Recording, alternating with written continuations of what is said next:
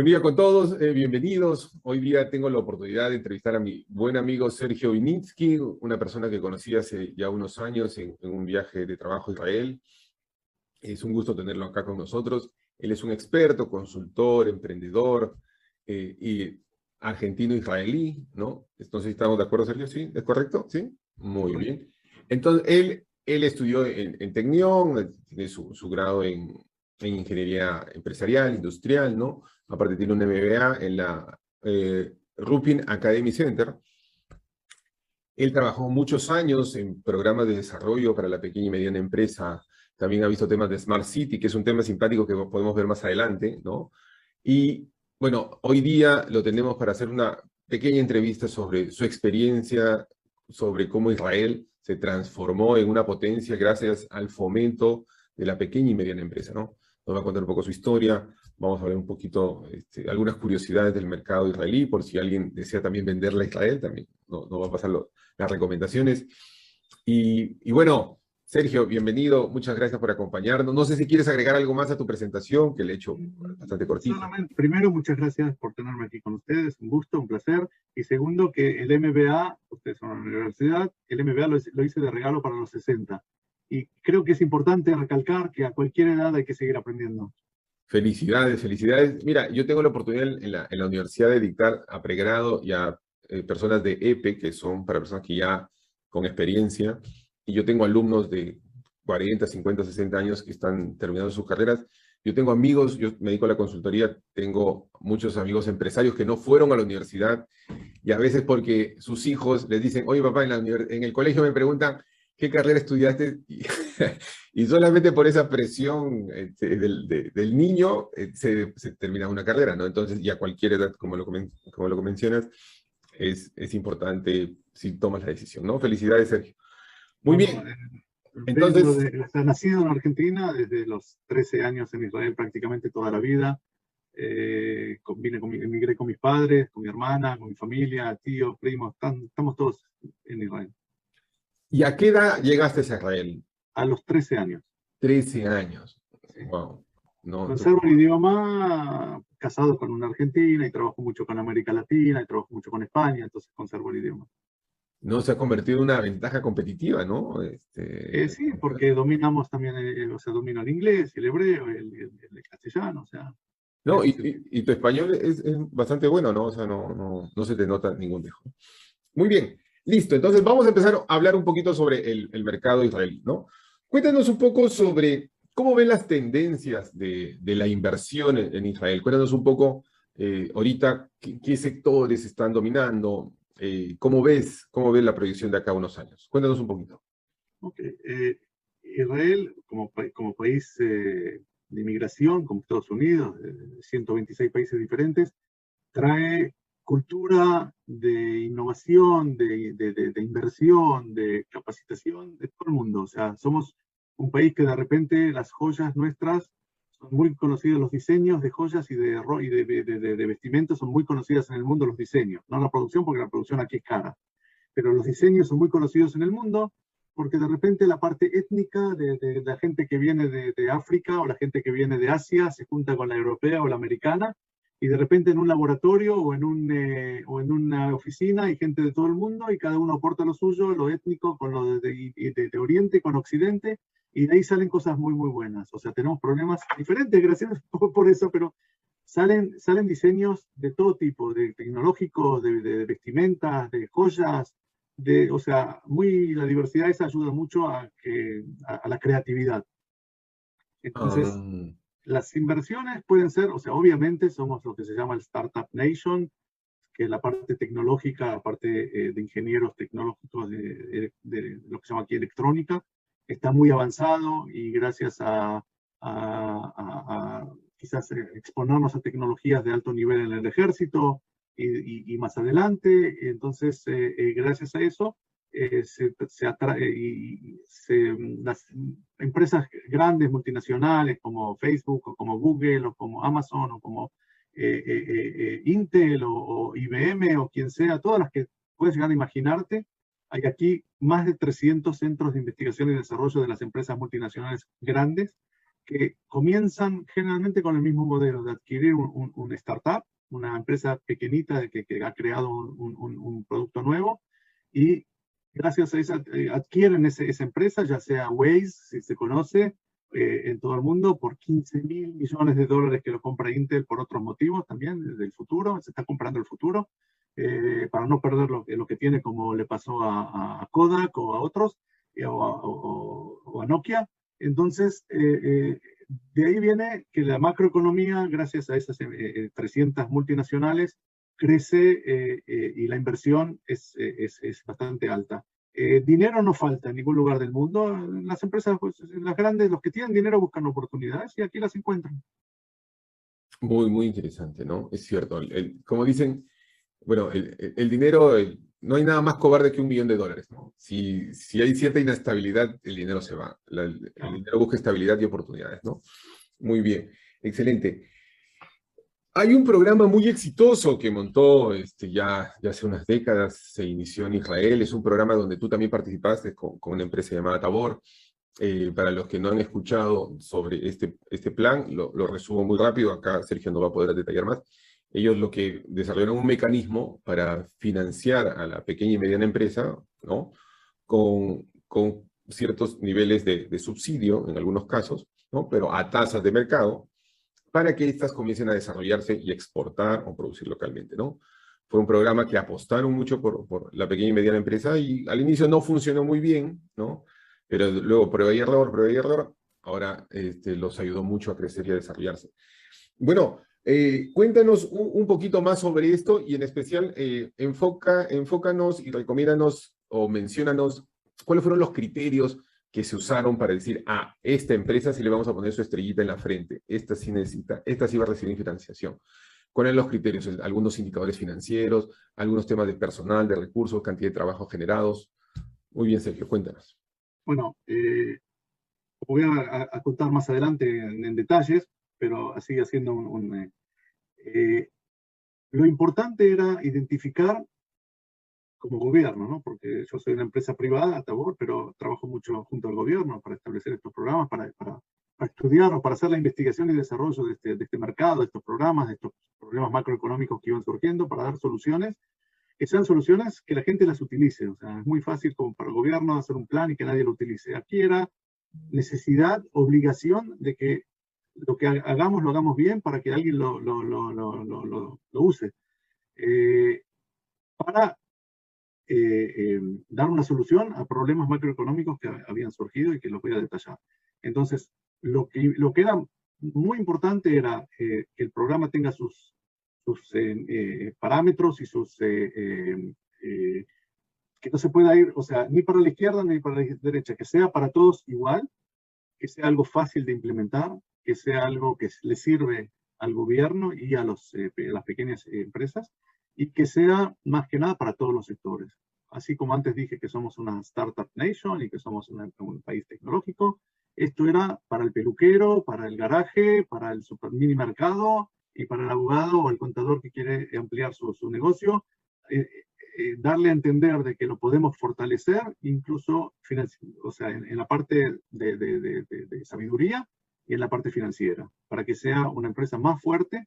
Ahora, otro punto muy importante aquí, que yo sé que en muchos países del mundo no está tan... las empresas aquí están todas registradas. Entonces era más fácil poder darle lo que precisaban a las empresas que están registradas y que pagan los impuestos. Vamos a hablar después del COVID, vamos a hablar también sobre ese tema porque es importante. Y el COVID, obviamente, hay que hablarlo. Sí, definitivamente es algo que nos ha movido a todos, ¿no?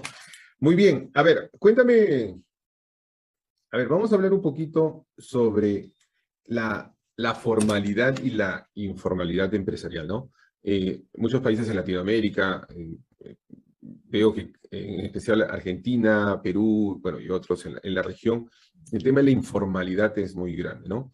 Algunos especialistas hablan sobre que a veces las regulaciones excesivas o los impuestos excesivos o la dureza de la normatividad laboral, ¿no? O la complejidad de la misma aleja de que este emprendedor, que a veces inicia con muy poco capital, si formaliza entre que busca asesores y para que no lo multen por temas laborales o tributarios, se le termina yendo el capital, ¿no? El pequeñito capital que tiene. ¿Y cómo manejó Israel el tema de la formalización empresarial? Porque nos comentas de que es muy poca, o casi todas las empresas están registradas. Cuéntanos, Sergio. Mira, burocracia hay como en todo el mundo. Hay mucha gente que se queja incluso de eso y con cierta razón. Se trata lo posible de hacerlo fácil, pero el hecho de que es como, como que uno contagia al otro, que si uno está, o sea, están la mayoría registradas, entonces hay que registrarse, y es relativamente, no es difícil. La estadística es como en todo el mundo, el 80-85% de los restaurantes o de comidas se cierran un año, y porque hay un riesgo que la gente, o sea, no todos saben hacer un plan de negocios antes y entender. Eso es algo que el gobierno está tratando de ayudar mucho a las pymes y son parte de los programas que vamos a hablar, de que entiendan de que hay que hacer una planificación, de que no se puede traer un contenedor de China, importar una vez y pensar que con eso vamos a ganar mucho dinero. Hay que tener dinero para importar 4 hasta el día que recibamos el primer centavo. Entonces, la planificación es algo que se está tratando durante, más que nada en los últimos años, en formalizarla más. No, yo hace años que digo que tendría que ser obligatorio, así como para abrir una empresa hay que ir de un abogado y un contador, hay que ir de un economista que nos dé un plan de negocios. Hoy los bancos obviamente requieren un plan de negocios, pero ¿qué pasa con la gente que tiene capital y no precisa ese dinero del banco? Yo digo que tendría que ser obligatorio. Con todo, es fácil abrir pymes aquí, es un país basado en pymes, como es un país pequeño, emprendedor y basado en pymes. Eso quiere decir, da la pauta de que no es difícil abrir una pequeña empresa aquí en Israel. Muy bien, perfecto, perfecto. O sea, es sencillo. ¿Cuánto cuesta crear una empresa en Israel? Depende, si es una sociedad de responsabilidad limitada, puede costar $600-700 por año en la cuota. Si es una empresa, o sea, y después puede costar, qué sé yo, un contador $2.000 por año, $3.000 por año. Si es una empresa de una persona que no está limitada, cuesta mucho menos, $200-300 por mes. En gasto de servicios, de asesoría, legal, Sí. todo eso, ¿no? Bueno, asesoría, vamos a hablar después sobre el programa de apoyo de asesoría o de instrucción, que es un programa que ayuda mucho a los pymes a entender más de lo que no saben. Muy bien, perfecto, perfecto, perfecto. Cuéntanos un poquito sobre el tema tributario, más o menos cuál es el impuesto general a las ventas, el impuesto sobre las utilidades o las ganancias. Cuéntanos cómo está ahorita. A las ventas no hay impuestos a las ganancias. No hay impuesto a las ventas en general. No, se paga un adelanto por las ventas, pero basado en lo que más o menos el sector gana o lo que has ganado en los últimos años, depende si sos nuevo o no. Si en los últimos 5 años has ganado un 30%, entonces vas a pagar impuestos sobre ese 30%. Un 25, un 26, un 27, por ahí va más o menos por ciento de las ganancias se paga impuestos como empresa. Si sos nueva, está basado en el sector. Ahora se paga un adelanto por cada ingreso, o sea, todos los meses tienes que pagar algo por adelantado para no pagar todo fin de año, y fin de año se revisa si pagaste más, te lo devuelven con interés en muy poco tiempo. Miren, a ver, qué interesante. A ver, déjame ver si te entendí bien. O sea, no hay un impuesto general a las ventas. Cuando uno vende una bicicleta, no es que paga, por ejemplo, en Perú se paga 18%, en algunos países se paga 18%. No, el IVA, eso es otra cosa. IVA. Ah, No, sí. IVA hay. Ya. IVA hay. IVA hay aquí un 17%. 17%. El IVA sí. El IVA lo recibes y se lo das al gobierno bajando de lo que has gastado. Eso ya. sí. Ya. Pero impuestos a ganancias, o sea, impuestos, bueno, a ventas, si lo llaman IVA, sí hay un 17%. Claro, impuesto al valor agregado le llaman, ¿no? Claro, ok. Perfecto. Ok, eso sí, ok, ahora entiendo. Impuestos por ganancias es según, si sos nuevo, más por el sector, y si tenés antecedentes y historia, entonces según la historia. Ahora con el COVID obviamente cambió, pero ahora estamos dando la vuelta. Perfecto. Cambió porque las empresas perdieron dinero, y si tocamos un segundo el tema de COVID, como las empresas están registradas y los balances son balances verdaderos, yo en forma personal con mi empresa, el gobierno se portó muy bien conmigo. También como empresa y también en forma personal. O sea, puedo decir que todo lo que, o sea, había fórmulas de cómo recompensar y llegaron muy rápido y muy bien en ese sentido. Hay sectores que se quejan un poco más de restauración, hay sectores que como no siempre pagan lo que tienen que pagar, entonces no recibieron lo que pensaban que iban a recibir, pero más que nada el turismo y restauración, porque hasta ahora está abajo, ellos afectan más, pero empresas así de servicios y no, no, bien, bien, o sea, privadas, pymes, el gobierno se ha comportado muy bien, muy rápido lo hicieron, muy eficiente, y llegaba el dinero, yo presentaba el informe, a los 2 días ya tenía el dinero en la cuenta. Ah, mira, Con mira, un mira, mira. mensaje que me estaban por dar el dinero. Ahora hay un poco de que el gobierno dice que a los pymes o a las empresas que les dio demasiado hay que retornar, entonces están quejándose de que no, que esto, que lo otro, pero digamos que el gobierno se portó bien, se portó bien. Ah, muy bien, excelente, excelente. Cuéntanos un poquito sobre el tema, se habla mucho sobre el doing business, sobre libertades económicas que usualmente generan prosperidad en los países, ¿no? Y atraen la inversión. Israel, en la oportunidad que estuve por ahí, vi que tenía empresas de Microsoft, de Google y muchas de las grandes. Cuéntanos un poco el tema de la flexibilidad laboral, cómo se maneja, cómo es un pago por horas, pagos mensuales, maneja algún tipo de beneficios. Los, Cuéntanos un poquito. los pagos son mensuales, prácticamente, o sea, hablo en forma genérica, ¿no? Pero son mensuales. El sueldo mínimo acá son $1.500, que es alto, por eso la producción aquí es cara, muy cara. Entonces, o ganas mucho dinero en la venta o envías la producción a un país como Jordania o como Turquía, o se importa, o sea, o es autoproducción nuestra en una planta en China o en, o en Jordania o en Turquía, o importas. Bueno, no hay tanto materia prima aquí, así que casi todas se importan.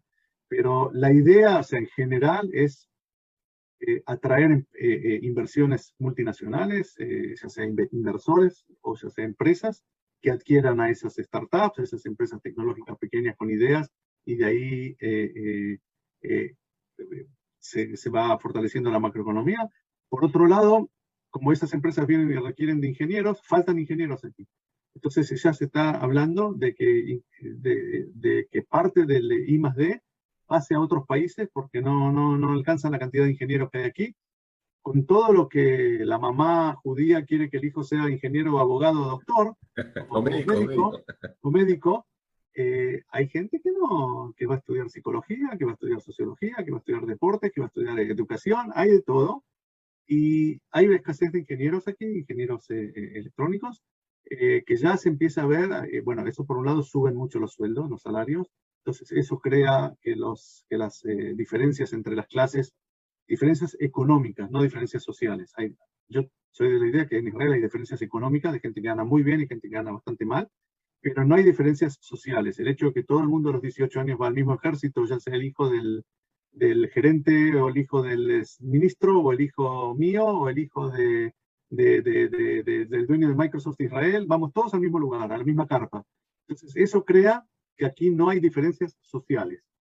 Sí hay diferencias económicas que van creciendo por el tema este de que los ingenieros electrónicos ganan, qué sé yo, 10.000, 12.000, $15.000 por mes salario, y los otros ganan 3.000 o 4.000, el promedio. Perfecto, perfecto, perfecto.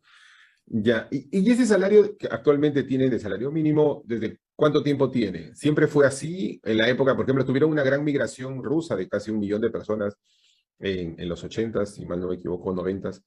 Eh, la, ¿Ese salario mínimo siempre ha estado así o antes era más pequeño o no existía? Cuéntanos un Era poquito. más pequeño, no, siempre existió, porque aquí el país se crea en 1948 con una CGT muy fuerte, que es que prácticamente tenía dos funciones. Por un lado, empleaba gente porque había que crear un país de cero.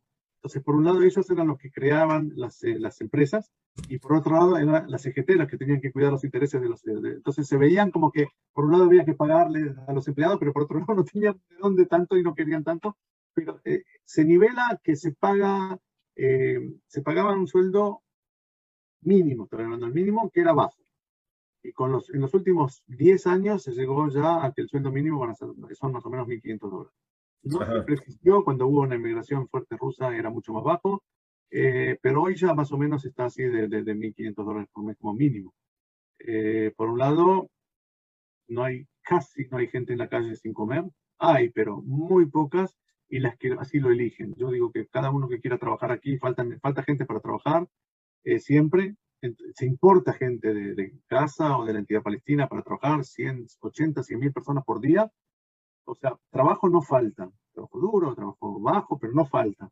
El que está en la calle y pide limosna es generalmente porque no quiere trabajar.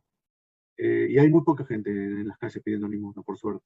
No, mira, qué interesante. Bueno, a mis alumnos que les encanta viajar les ha gustado eso de que ahí, te voy a mandar ahí algunos que mueren por viajar. Vamos, mira, un punto muy interesante sobre la migración, ¿no? Mucha gente a veces no lo sabe, pero Israel recibió casi 1 millón de personas, ¿no? O más o menos, no sé, tú nos... Era un Más, 20%, éramos 7 millones, recibió 1,5 millones de personas de la Unión Soviética, cuando se de la Unión abrió. Soviética, cuando el muro cae y ya la gente es libre, van muchos judíos, descendientes de judíos, van a Israel como una opción. Y eso fue, creo que en un momento, un gran problema, ¿no? Porque, ¿cómo haces? Hay 1 millón de bocas, ¿no? Pero que gracias a estos modelos de emprendimiento y basado en el apoyo a la microempresa se pudo absorber todo eso. Pero cuéntanos un poquito más sobre la migración. Se habla mucho que los migrantes son como que ya tienen el chip del emprendimiento, ¿no? Porque se van a un país donde puede ser que no tengan amigos, conocidos, no tienen ni un currículum, entonces tienen que empezar muchas veces de cero, ¿no? Y acá en mi país y en muchos en la región, muchas familias que tienen empresas familiares de años han sido, sus abuelos fueron migrantes que llegaron y pusieron su pequeña empresa de helado o de cervezas y de ahí fueron creciendo. Bueno, cuéntanos un poco del fenómeno de la migración en Israel. Es un fenómeno. Primero hay una ley de retorno. En el 1948, un día, el 14 de mayo, se crea el país. Al día siguiente se establece una ley, que es la ley de retorno, que cada persona que su madre es judía tiene el derecho de ingresar a Israel y en el instante que pisa el suelo de Israel es ciudadano de Israel, es residente y ciudadano, tiene ciudadanía. Hasta hoy. Hay muchas discusiones porque han llegado aquí criminales judíos, han llegado aquí gente que no queríamos que llegue y el país los tiene que recibir por ley.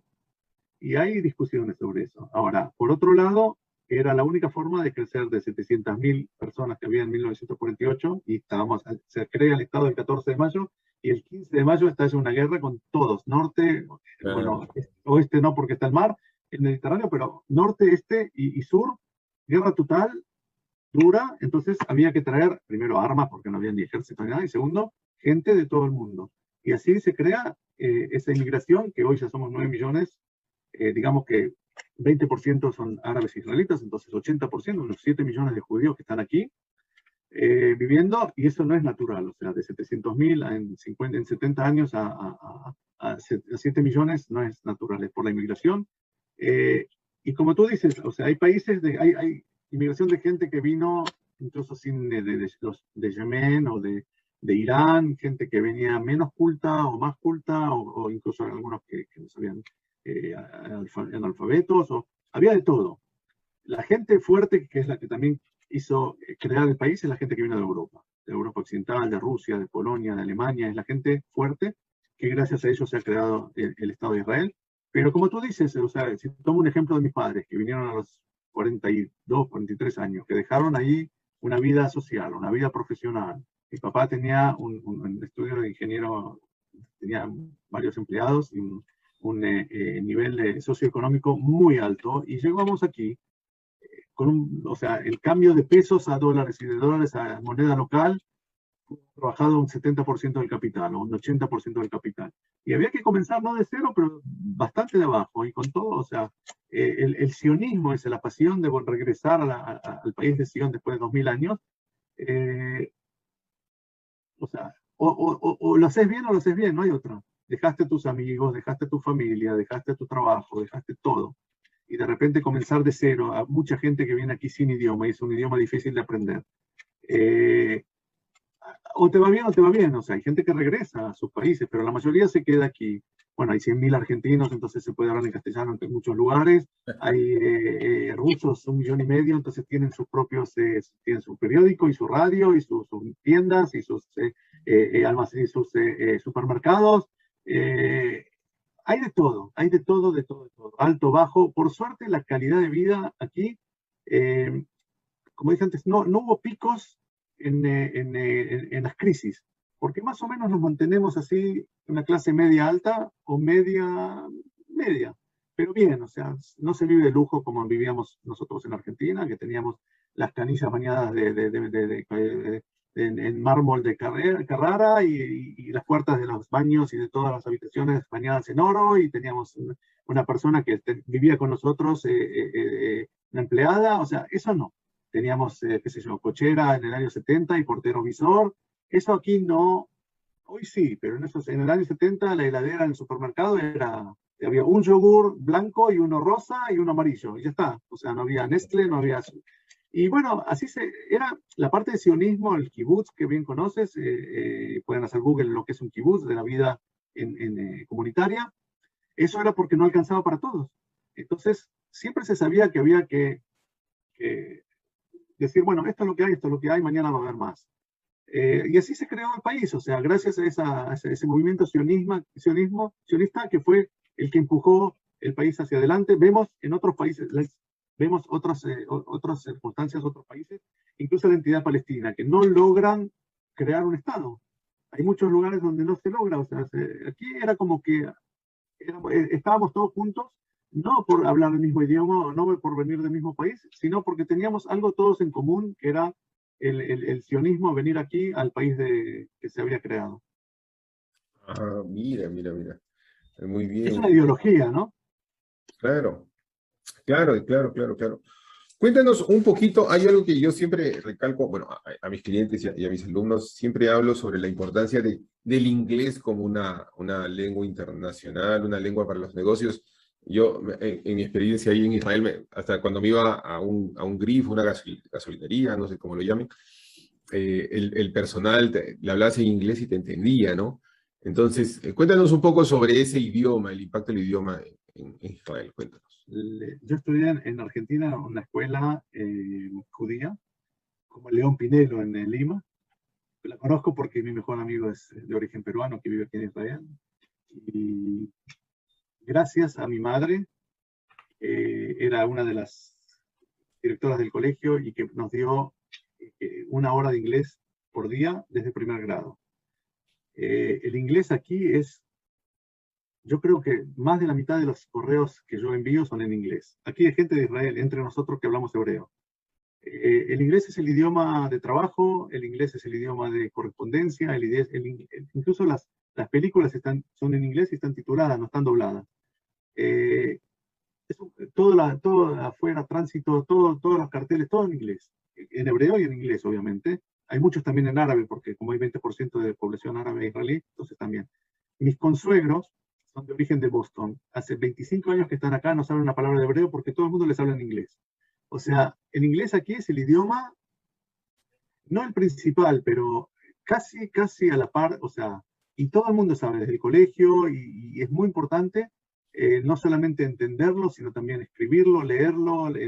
Cuando hice incluso ahora el MBA, había que leer todo, era en inglés, la publicidad, todo en inglés. Ese es el idioma, si así se habla en el mundo, así hay que hablar en el mundo de negocios, seguro. El mundo particular, privado, quizás menos, pero en el mundo de negocios, en inglés no se puede decir. Sí, es cierto. Me has hecho recordar cuando Roma era el centro del mundo y si querías hacer negocio con el mundo tenías que hablar latín, ¿no? Bueno, Así es. ahora es el inglés, ¿no? Lo que Bueno, pasa es que los países latinos, no sé si, por muchos motivos que no voy a entrar en ellos, no inglés, así como los franceses no inglés, ¿no? Pero eso ya está, o sea, vamos a inventar otro idioma que hablemos todos, pero hay que hablar todos el mismo idioma. Es como el fútbol, ¿no? O sea, no hay fútbol peruano y fútbol israelí y fútbol, eso es el mismo deporte y el mismo juego, así tiene que ser la comunicación entre el mundo. bueno, es cierto, es cierto. Es lo que hay y hay que adaptarnos. Y bueno, y es siempre bueno hablar más de un idioma. Y es verdad, aquí en cualquier lugar alguien te va a chapucear en inglés. No, sí, me quedé sorprendido, ¿no? Y bueno, y también, bueno, mi inglés no es perfecto, pero aprender hebreo he escuchado discusiones ahí en las calles en hebreo y no, pienso que están conversando normal, pero parecía que discutían, ¿no? Entonces, es un idioma muy, muy intenso. A ver, cuéntanos, el COVID llegó, no sé cuándo se ve esta entrevista, pero el COVID llegó con fuerza a todo el mundo, golpeó a todos los países.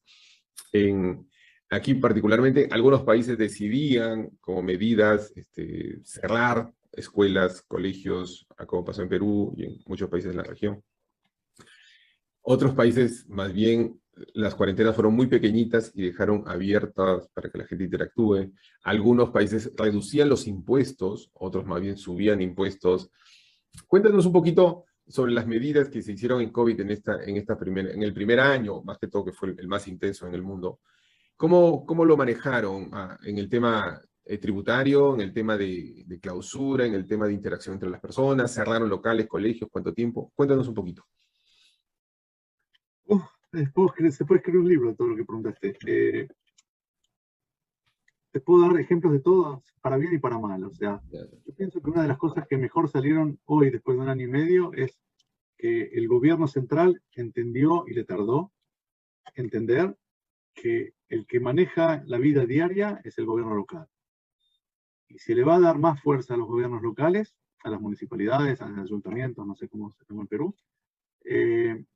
la cosa va a ir mejor, porque yo nunca vi, o sea, muy pocas veces vi ministro, pero al intendente, al alcalde lo puedo ver 20 veces por año, 10 o 5, todo el mundo, en una fiesta, en lo que sea, en un evento en el colegio, siempre vienen a saludar y conocen. O sea, me es mucho más fácil llegar aquí a los dirigentes del gobierno local que llegar a un ministro en Jerusalén.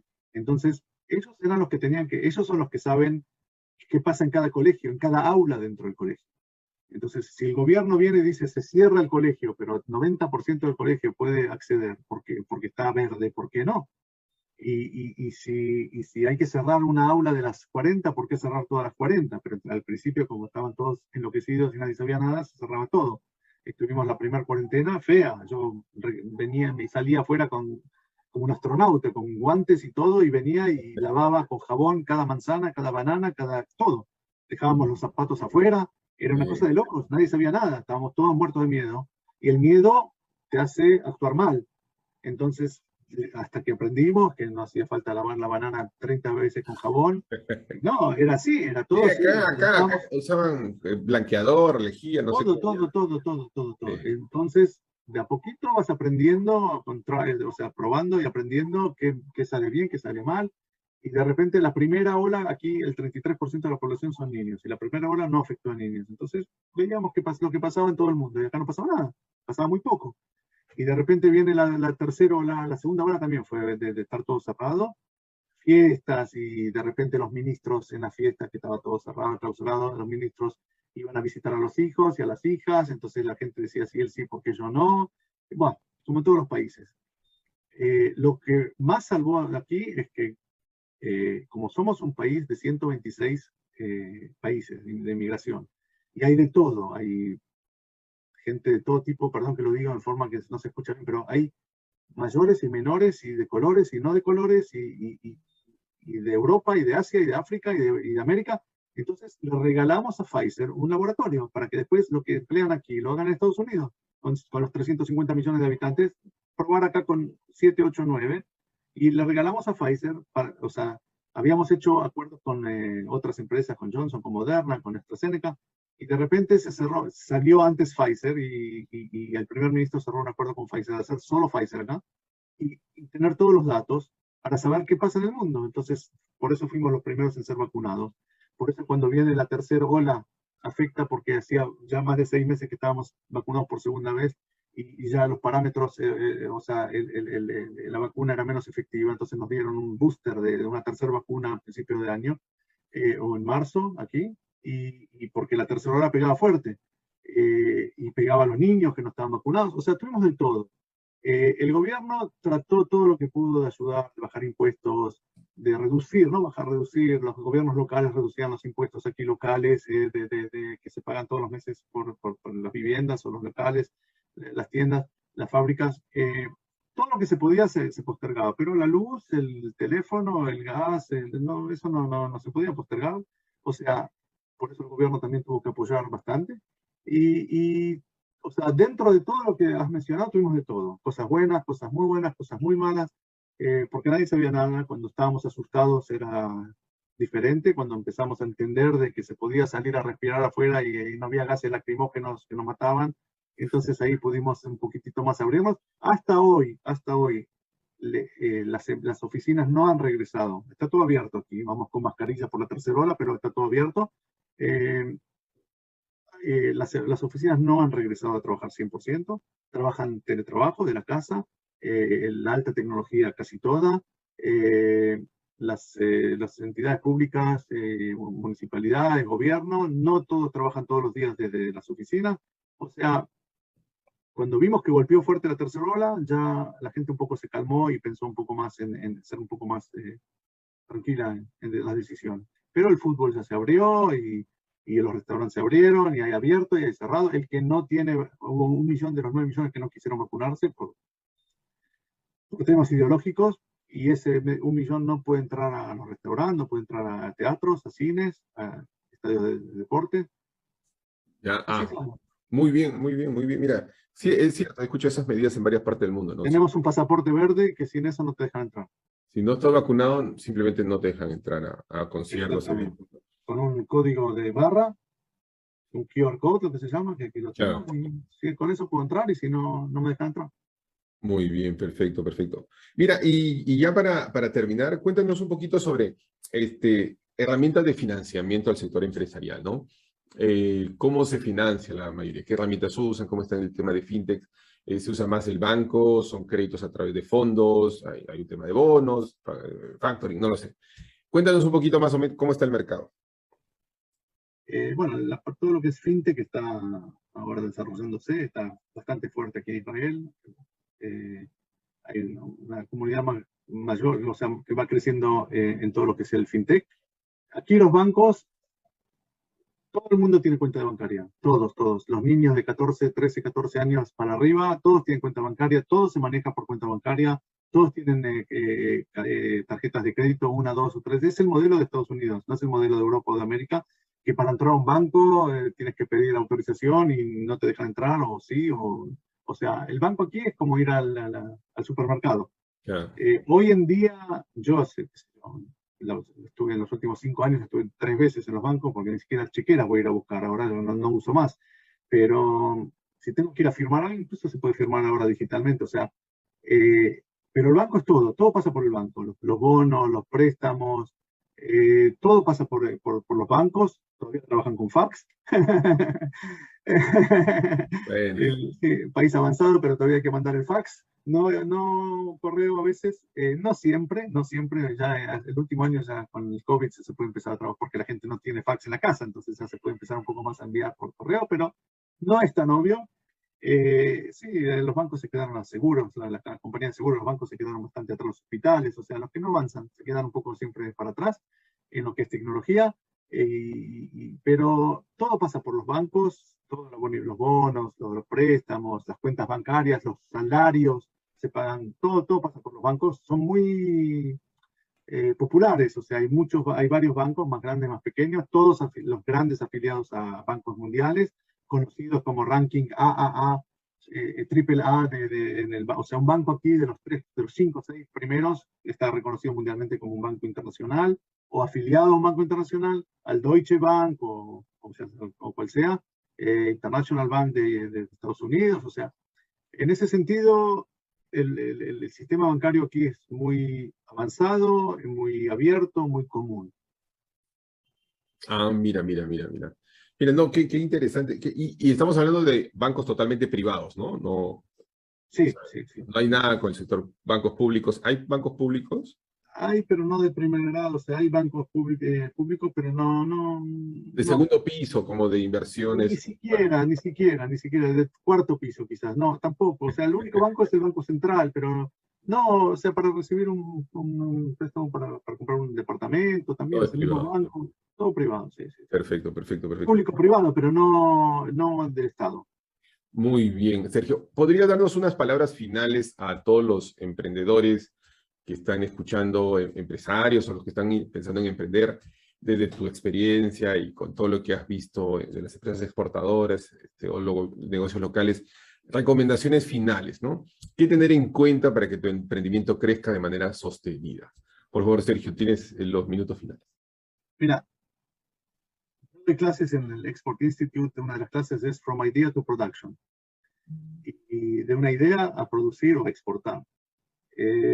Y a mis 61 años tuve muchos éxitos, bastantes no, pero siempre, o sea, siempre lo que siempre pienso es que hay que aprender antes de hacerlo, no tirarse al agua sin saber nadar. Hay que ver quién es el mercado, quién es el cliente, qué le puede ofrecer, si ya hay, si no hay. El modelo del marketing de las 4P, de producto, de precio, de promoción y de place, de lugar, o sea, saber que tengo un buen producto, que es vendible, saber que el precio es competitivo, saber cómo promocionarlo, saber dónde colocarlo, en qué lugar del mundo, o en Israel, o en Perú, donde sea. Eh, no acortar caminos, no decir, tengo un producto espectacular, ya vamos a ver cómo lo vendemos. No, hacer un plan, una planificación, aprender el mercado, estudiarlo, saber, tratar de, o sea, aprender de gente que las experiencias tuvo buenas y malas. Yo, cuando voy a dar clase a una persona que quiere exportar, lo primero que le muestro, no sé si lo van a poder ver o no, son las patitas del enchufe que son diferentes en Europa que en Israel. Y si voy con la laptop a dar una presentación y aquí hay 3 patitas y ahí hay 2, no lo voy a poder poner en enchufe y me voy a quedar sin presentación. O sea, hay que aprender hasta eso. Y eso, un adaptador vale $1. Y por $1 me puedo llegar a perder un negocio que me están esperando y que trabajé 30 horas para una presentación y no la puedo mostrar porque no traje el adaptador de $1. Hay que entender a dónde vamos. O sea, siempre va a ser difícil. Yo hace casi 30 años atrás nos dijo una vez una persona de Microsoft nos dio de punto A a punto B cómo se llega a la forma más fácil, más rápida. Todo el mundo obviamente trazó la línea y dijo, esta es la forma más rápida y más eficaz. Y dijo, no, no existe eso. En el mundo vas a ir así, vas a ir para adelante, para atrás, para el costado, y tratar de llegar lo más cerca posible al punto B y vas a saber que llegaste bien. Algunas personas viven en loop, no van a ningún lado, y otras van para el otro lado. Entonces trata de llegar al punto B lo más cerca que puedas. Pero para eso hay que aprender, hay que tener una buena idea, hay que ver que existe. Mira, si sos un producto que no existe y provocas la necesidad o el deseo, como lo hizo el smartphone, el teléfono inteligente, que no existía antes. Y alguien vino y dijo, tengo un producto aquí que lo espectacular. Pero había que enseñarle a la gente para qué sirve, y la gente cuando lo vio dijo, esto no existía y es de cero a algo, y bueno, creció. Pero generalmente no hay tantos así, incluso tecnológicos, no hay productos que vienen de cero como el smartphone. Entonces, los productos que vienen tienen un agregado que le tenés que dar para que sea mejor que la competencia. Para eso hay que hacer un estudio muy grande, identificar cuáles son como van a ver después el loop de la vida, como lo llamo yo, the loop of life, de identificar qué es lo que quieres hacer, adaptar y todo el tiempo controlar qué es lo que estás haciendo. Perfecto, muchísimas gracias, Sergio. Y en segundos, y si alguien quiere hacer negocios con Israel, ¿qué debería tener en cuenta? Iván tiene mi correo electrónico que se comuniquen conmigo. Perfecto, Sergio. Es lo mismo, estudiar, saber qué es lo que hace falta, qué es lo que se podría colocar, si el precio encaja, si cómo se lleva, si hay impuestos, si no hay impuestos, si hay estandarización, si no hay estandarización. Hacer un estudio, o sea, todo lo que se pueda. Hay que hacer la tarea, hay que hacer la tarea. Y hay que tener una persona local. Los negocios no se pueden hacer en remoto. Hay que tener una persona local que entienda la mentalidad de aquí. Claro. Te doy un ejemplo pequeñito. Le mandé hace 3, 4 años un paquete con un cliente que, no importa, a Palma de Mallorca, una persona que todos los días nos hablamos por WhatsApp y chistes y cómico y todo genial. Cometí el error de llamarlo a la hora del almuerzo para ver si lo había recibido el paquete o no. Y me dijo, Sergio, tengo en este momento 2 problemas muy serios. ¿Dónde voy a ir a comer y qué vino voy a tomar? Y me cortó el teléfono. Ahora, si yo soy con mentalidad israelí, no trabajo tanto con España, yo no lo llamo más y no quiero hacer más negocio con esa persona. Yo esperé que coma, que descanse, que duerma la siesta. Lo llamé a las 6 de la tarde hora local. Dije, ¿qué tal, Manuel? ¿Cómo está? ¿Recibió el paquete? Sí, ya lo recibí, ya de la semana que viene te envío otra orden. Eso es todo. Entender la mentalidad del cliente, entender las necesidades del cliente, entender quién es el cliente, si no hay cliente, crearlo, y ver los needs and wants de cada uno de los clientes, las necesidades y los deseos. Muy bien, muchas gracias, Sergio. Muy amable, muchas gracias por tu tiempo, por tus conocimientos y vamos a estar en contacto para ver el tema de Smart Cities también, que es bastante interesante. Gracias, Sergio. Ahí me pongo el sombrero del fundador del Instituto de Smart City Israel. No, no, de todas maneras, de todas maneras. Muchas gracias. Muchas gracias a ustedes. Un Gracias, saludo de aquí para allí. Hasta gracias. luego.